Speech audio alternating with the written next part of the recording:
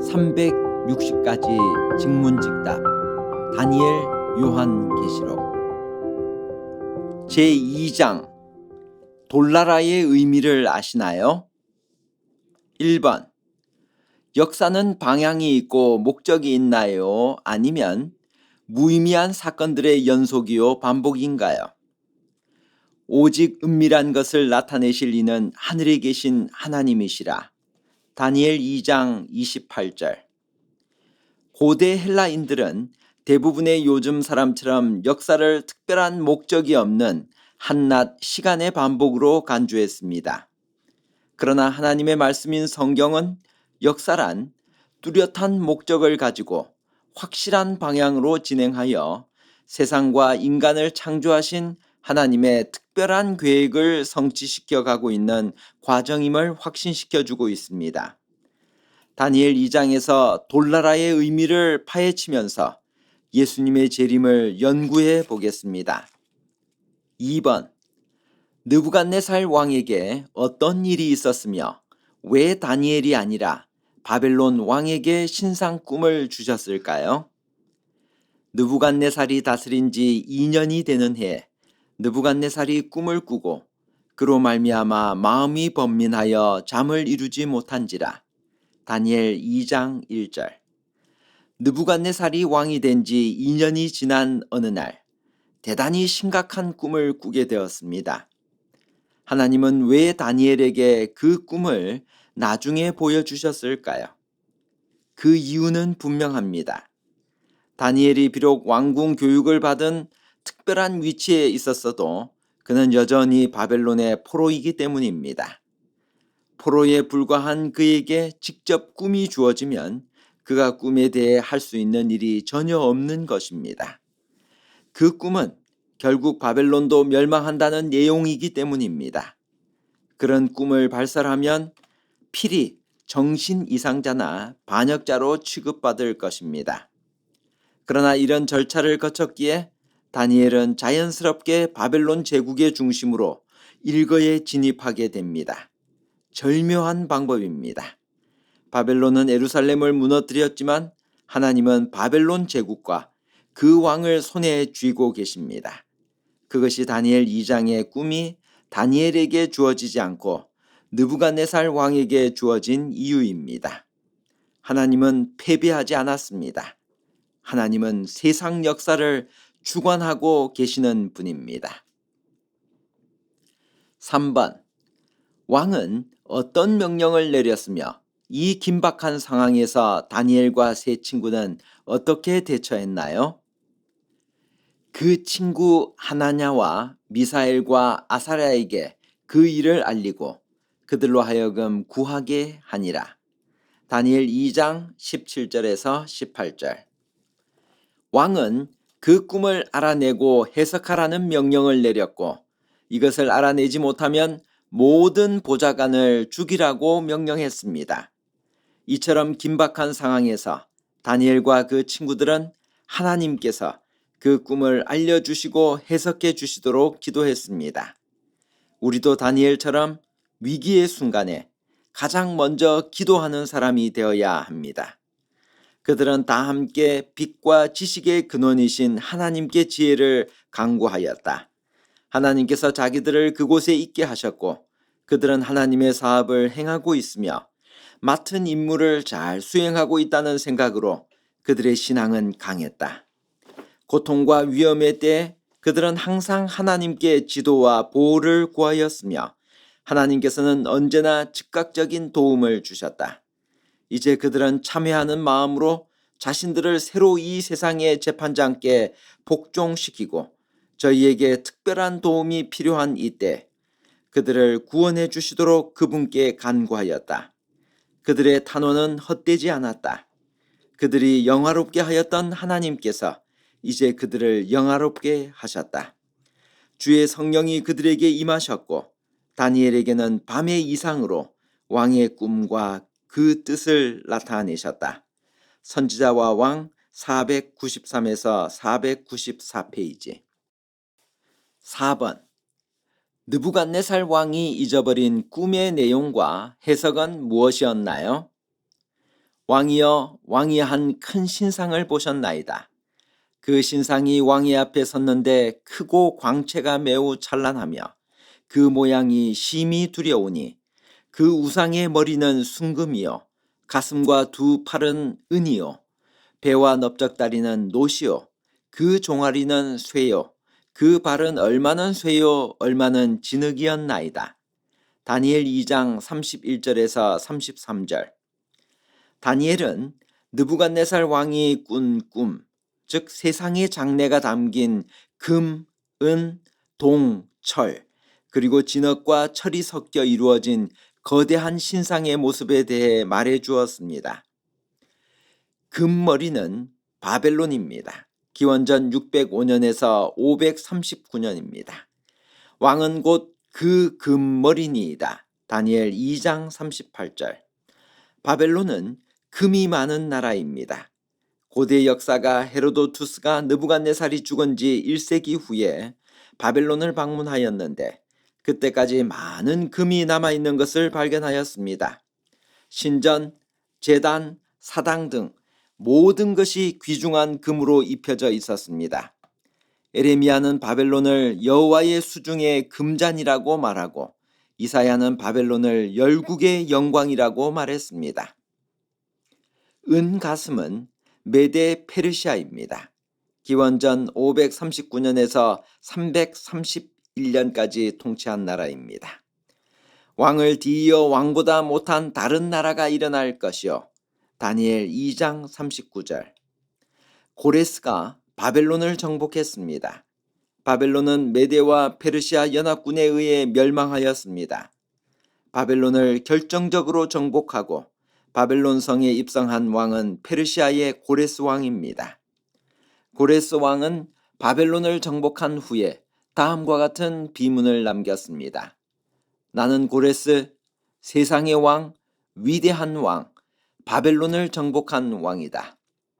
내가 바벨론에 개선 입성했을 때 나는 기쁨과 즐거움으로 나의 당당한 거처를 왕국으로 잡았다.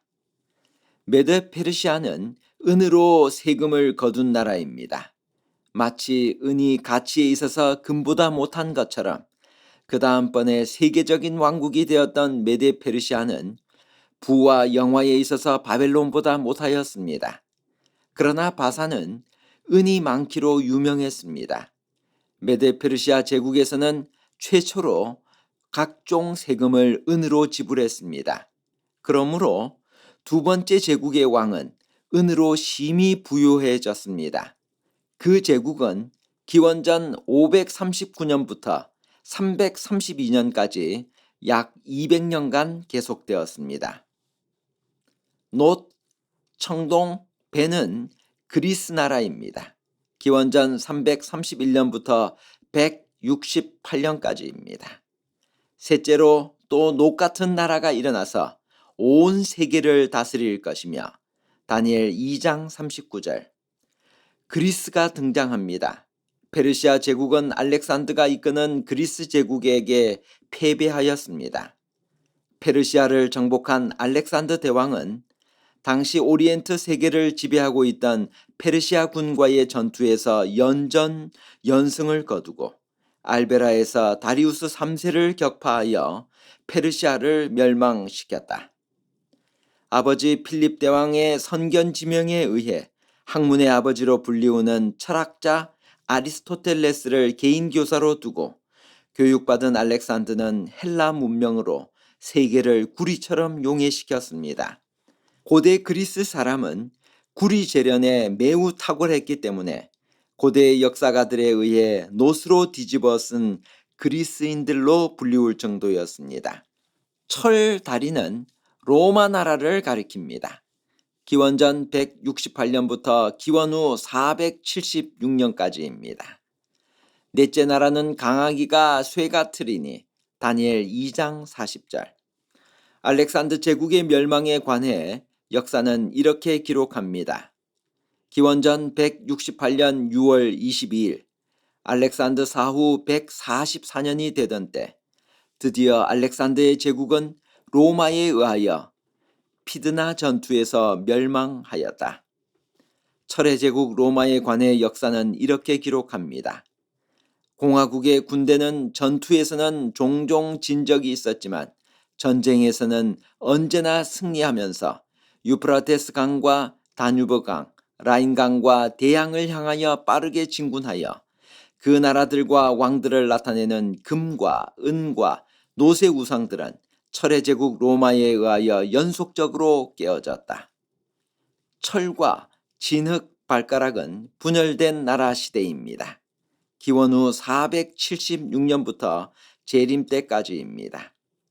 왕께서 쇠와 진흙이 섞인 것을 보셨은즉 그들이 다른 민족과 서로 섞일 것이나 그들이 피차에 합하지 아니함이 쇠와 진흙이 합하지 않음과 같으리이다. 다니엘 2장 43절. 도무지 망할 것 같지 않던 거대한 로마 제국도 기원 후 375년을 전후하여 시작된 게르만 민족의 이동으로 나라가 분열되기 시작했습니다. 나누일 것이며 다니엘 2장 41절. 게르만 민족의 이동이 활발해지면서 약 1세기 동안에 반달족, 부르군디족, 프랑크족, 앵글로색슨족 등은 로마 영토 각처에 왕국을 세웠습니다. 이러한 혼란 속에서 서로마 제국은 기원 후 476년 게르만의 용병 대장인 오도아케르에게 멸망하였습니다. 느부갓네살 왕이 꿈 가운데 본 신상의 발가락 시대가 시작된 것입니다. 그 나누어진 열국은 다음과 같습니다. 당시에 분열된 나라들입니다. 앵글로색슨, 오늘날 영국입니다. 프랑크, 프랑스, 알레마니, 독일, 스웨비, 포르투갈, 서고트, 스페인, 부르군디, 스위스, 동고트, 롬바르드, 헤루라이, 이탈리아, 반달, 아프리카 북부입니다. 세계는 합하지 못할 것입니다. 이 예언이 성취되어 온 역사적 과정은 유럽에 국한되어 있지만 사실상 이 예언은 세계 역사를 다루고 있는 것입니다. 지금 세계는 발가락 시대에 놓여 있습니다. 강한 나라와 약한 나라들이 섞여 있지만 어느 한 강국이 세계를 통일시켜 다스리지 못할 것입니다. 다니엘서의 이 예언은 이 세계가 어느 한 지방의 국가에 의해서가 아니라 하나님이 세우시는 나라로 그 역사의 종말이 올 것을 가르치고 있습니다. 5번. 지금까지 연구한 다니엘 2장의 신상을 요약하고 해석해서 표로 보여줄 수 있나요? 왕이여, 왕이 한 큰 신상을 보셨나이다. 다니엘 2장 31절.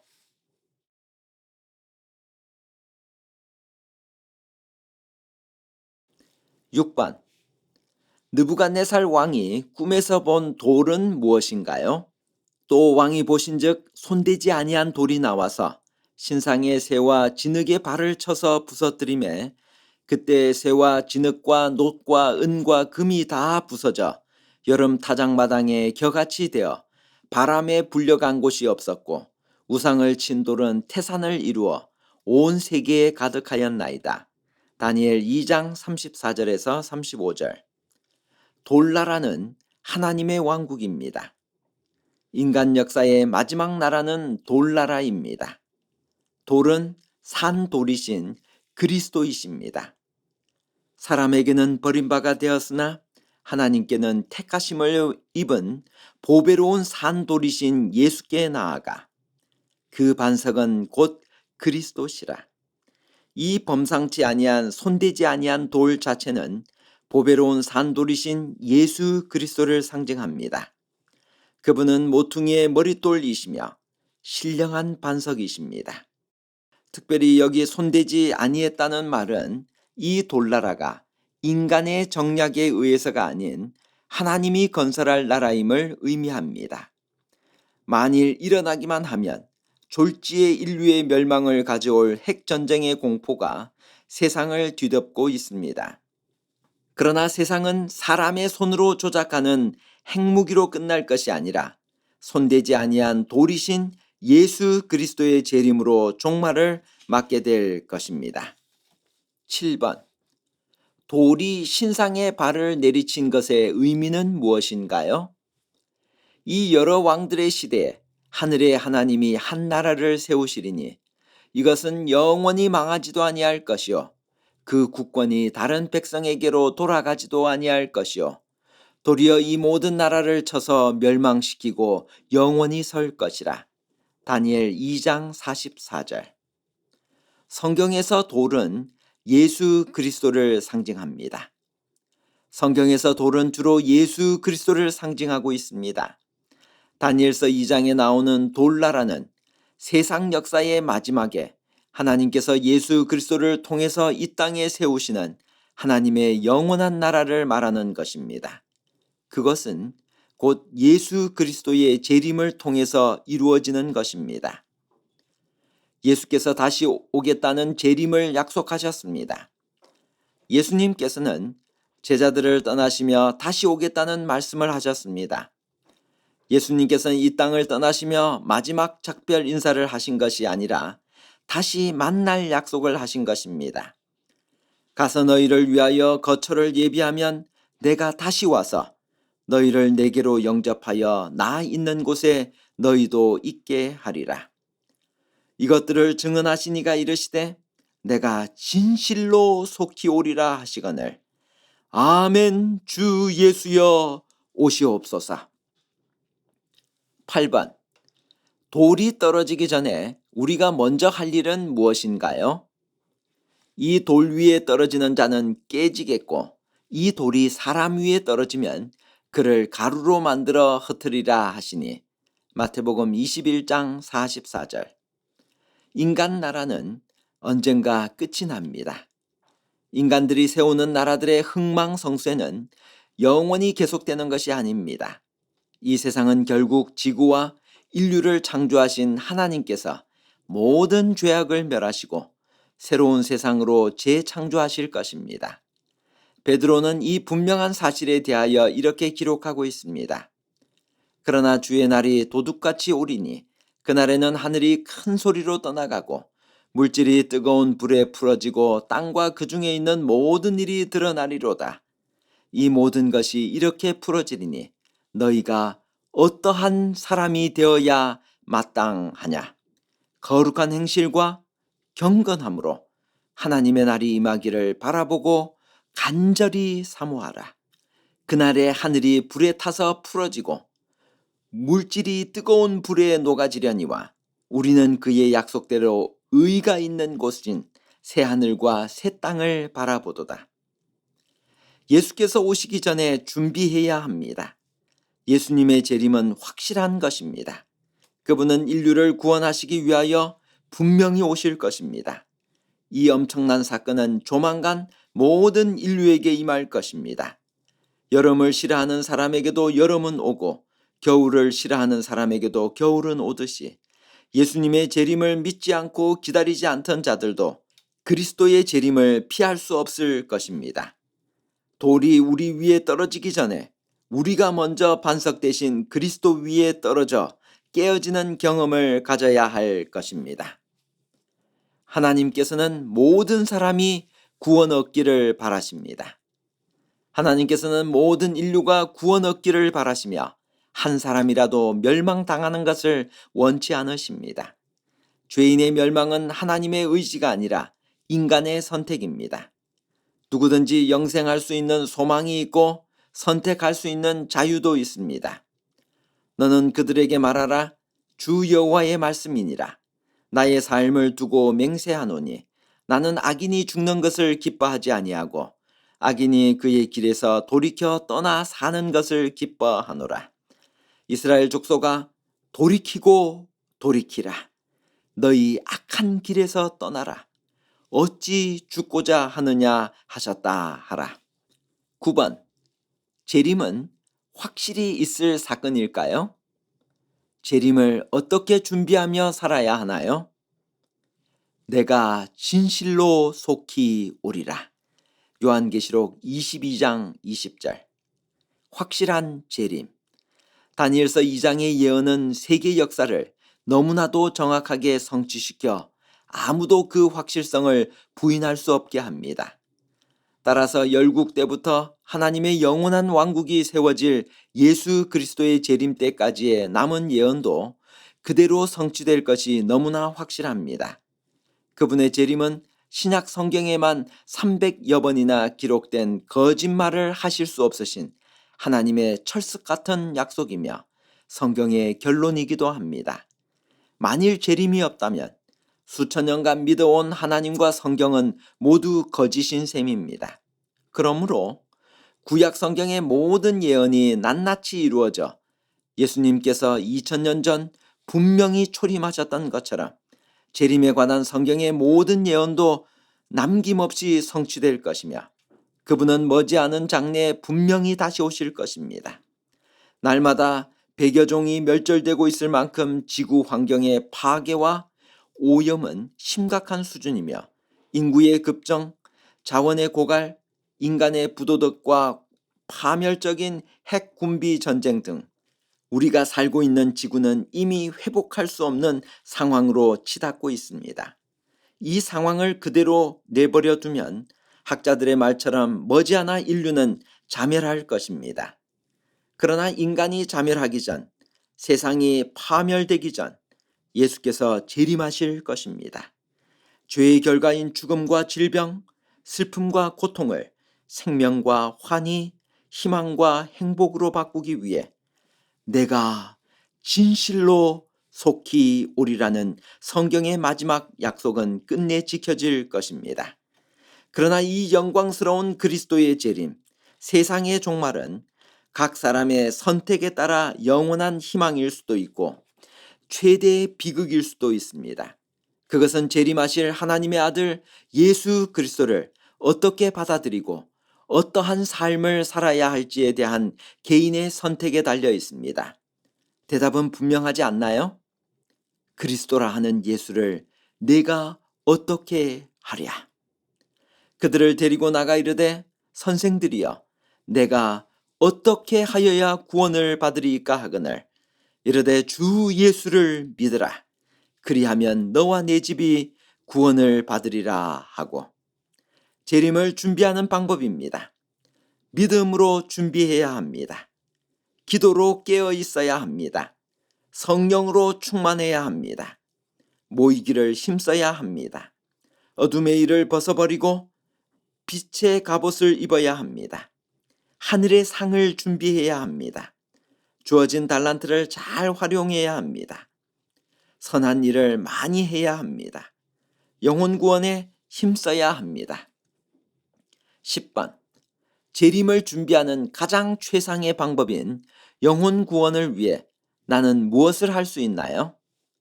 너는 말씀을 전파하라. 때를 얻든지 못 얻든지 항상 힘쓰라. 디모데후서 4장 2절. 생애의 어떤 방면에서 일하도록 부르심을 받았던지 간에 사람의 제일 큰 관심사는 그리스도를 위하여 영혼을 구원하는 것이 되어야 한다. 시대의 소망 822페이지.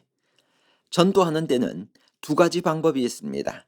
첫 번째, 간접 전도입니다. 혹은 생활 전도라고 합니다. 두 번째, 직접 전도입니다. 혹은 복음 전도라고도 합니다. 이 두 가지는 다 중요합니다. 생활로 보여주는 것도 필요하고 말로 직접 예수님을 소개하는 일도 중요합니다. 중요한 것은 이 두 가지가 균형을 이루지 않으면 전도는 실패한다는 것입니다. 생활은 엉망인데 말로만 복음을 전도하면 사람들이 비웃습니다. 너나 잘 믿어라. 사람은 우리가 누구인지 다 압니다. 생활은 잘 하는데 말로 직접 복음을 전하지 않으면 구원으로 이끌 수 없습니다. 그런즉 그들이 믿지 아니하는 일을 어찌 부르리요? 듣지도 못한 일을 어찌 믿으리요? 전파하는 자가 없이 어찌 들으리요? 그러므로 믿음은 들음에서 나며 들음은 그리스도의 말씀으로 말미암았느니라. 전파하는 이가 있어야 들을 수 있고 들어야 믿을 수 있고 믿어야 부를 수 있습니다. 그래서 믿음은 들음에서 나며 들음은 하나님의 말씀으로 말미암는 것입니다.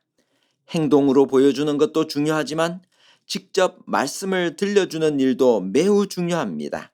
초기 교회가 다락방에 모여 가만히 앉아만 있었다면 큰 부흥을 이루지 못했을 것입니다. 그들은 핍박을 받으면서도 예수님의 명령을 따라 밖으로 나갔습니다. 나가니까 일이 벌어졌습니다. 나가니까 기다리는 영혼들을 만날 수 있었습니다.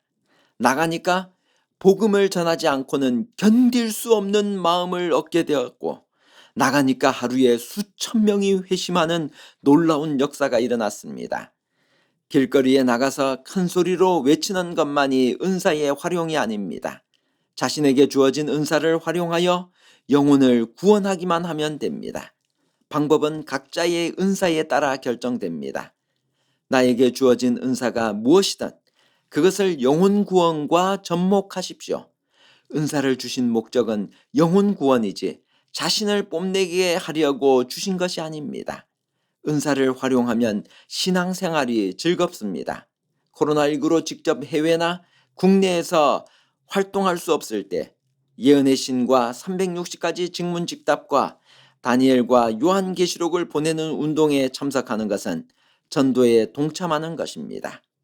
미국의 1,000명 이상이 하루에 회개할 것인데 이들 중 대부분이 우리의 출판물을 읽는 데서 그들의 최초의 회심을 경험할 것이다. 출판물을 증가시켜 가을에 낙엽처럼 뿌려야 한다. 이 무언의 사자들이 각 나라와 지역에서 수많은 사람의 마음을 일깨우며 변화시키고 있다. 하나님께서 사람의 손에 맡기신 제사는 복음 전파를 위하여 위탁하신 제물이다.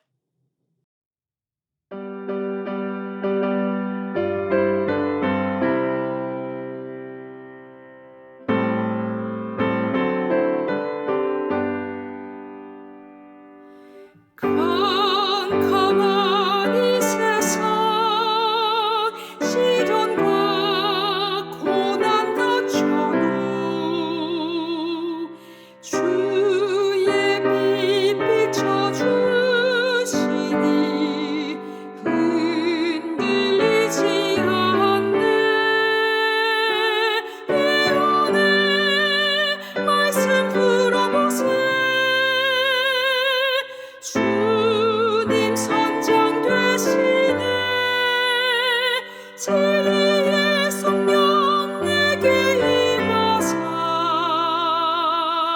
승리하게 하소서. 어두운 인생길 험한 파도 몰려와도 주님 길을 잡고 계시니 두려움 없네. 예언의 말씀 들어보세. 주님 선장 되시네. 진리의 성령 내게 임하사 승리하게 하소서. 진리의 성령 내게 임하사